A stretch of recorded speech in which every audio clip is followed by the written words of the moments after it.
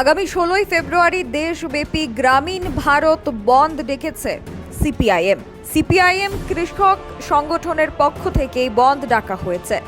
ভারত বন্ধের সমর্থনে আজ রাজধানী আগরতলার মঠ চৌমুহনী বাজারে এই বিষয় নিয়ে বক্তব্য রাখেন কৃষক নেতা পবিত্র কর। তিনি জানিয়েছেন, কৃষকরা একত্রিতভাবে 16ই ফেব্রুয়ারি গোটা দেশে গ্রামীণ ভারত বন্ধ কর্মসূচি পালন করবে, আর তাতে করে দেশের সরকারকে চ্যালেঞ্জ ছুড়বেন তারা। বিগত 10 বছরে কৃষকদের ওপর যে অত্যাচার করা হয়েছে তার জবাব চাইছে এবারে কৃষকরাই। এই বিষয় নিয়ে বক্তব্য রেখেছেন কৃষক নেতা পবিত্র কর। Bureau report, social Bangla. কর্মচারীদের সংগঠন তারা মিলে যে সংযুক্ত শ্রমিক সংগঠনগুলো, এই দুইটি যুক্তভাবে নরেন্দ্র মোদী সরকারের কৃষক এবং শ্রমিক শোষণ নীতির বিরুদ্ধে বাঁচার লক্ষ্যে আগামী 16 তারিখ গ্রামীণ জনগণ গ্রাম ধর্মঘট করবেন। সারা ভারতে গ্রামীণ ভারত বন্ধ। বিভিন্ন অংশের শ্রমিকরা তারা কাজে যাবেন না। এই আবেদন নিয়ে আমরা এখানে এসেছি। আপনারা একটু আগে আমাদের রাজ্যের অন্যতম শ্রমিক নেতা অমর চক্রবর্তীর কাছ থেকে আপনারা শুনেছেন। আমি অল্প কথায় যে কথাগুলি বলবো, এটা গোটা ভারতবর্ষ নয়, শুধু গোটা পৃথিবীর মধ্যে আলোড়ন সৃষ্টি করেছিল 2020 সালের নভেম্বর মাস থেকে দেশের 500টি কৃষক সংগঠনের নেতৃত্বে কৃষকরা তাদের এই যে অন্নদাতারা তাদের হক চাপার জন্য পার্লামেন্ট অভিযান সংগঠিত করেছিল। হরিয়ানার বিজেপির সরকার তাদের বিরুদ্ধে যুদ্ধ ঘোষণা করে, ইউপির সরকার যুদ্ধ ঘোষণা করে, হাজার হাজার কৃষককে সেদিন অন্যায়ভাবে লাঠিপেটা করেছিল, গ্রেপ্তার করেছিল, কিন্তু কৃষকদের দমাতে পারেনি। তারা দিল্লির উপকণ্ঠে উপস্থিত হয়েছিল। এরপরে নরেন্দ্র মোদীর সরকার এই কৃষকদের আটকাবার জন্য দিল্লির সমস্ত রাজপথ, প্রায় 5 থেকে 6টি রাজপথে আমাদের ভারত বাংলাদেশের যে কাঁটাতারের বেড়া আছে সেই বেড়া দিয়ে দিয়েছিল। তারপরেও যখন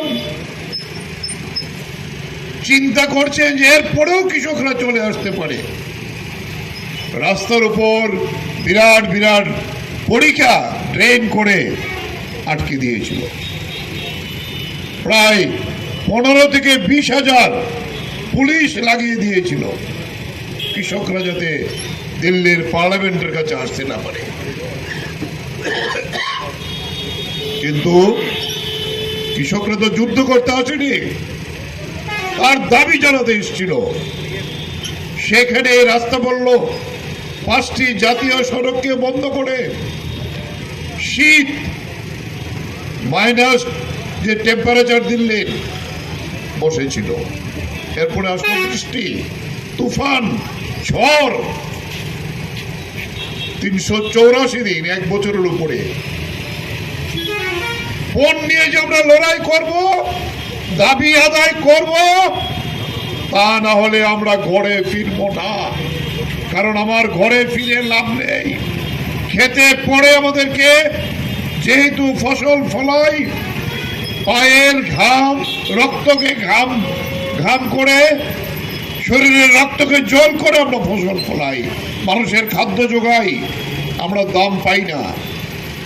5 লক্ষাধিক কৃষক এই 10-15 বছরে এই ঋণের দায়ে ফসল বিক্রি করতে না পারে আত্মহত্যা করতে বাধ্য হয়েছেন। মোদী সরকারে আসার আগে বলেছিল, আমি ফসলের ন্যায্য দাম দেব। কিসের ফর্মুলা? ডক্টর স্বামীনাথনের যে ফর্মুলা, এটার ভিত্তিতে আমি দাম দেব। কিন্তু সরকারে আসলে ওই ভুলে গেলেন স্বামীনাথনকে। আবার গত পরশুদিন এই স্বামীনাথনকে সেখানে দেখা যায় ভারত রত্ন দিয়েছে, কিন্তু তার যে ফর্মুলা, কৃষককে বাঁচাবার জন্য যে ফর্মুলা, এই ফর্মুলা আজকেও নরেন্দ্র মোদী কার্যকরী করেননি। এটা হলো কৃষক আন্দোলনের স্বীকৃতি। এই যে স্বামীনাথনকে দিয়েছেন প্রাক্তন প্রধানমন্ত্রী চৌধুরী, সেখানে ওনাকে দিয়েছেন কৃষক নেতা দেশের। বাড়ির ছেলে ডাক্তারি পাশ করে ফিরছে, তাই সেলিব্রেশন চলছে। নানা পদের রান্না,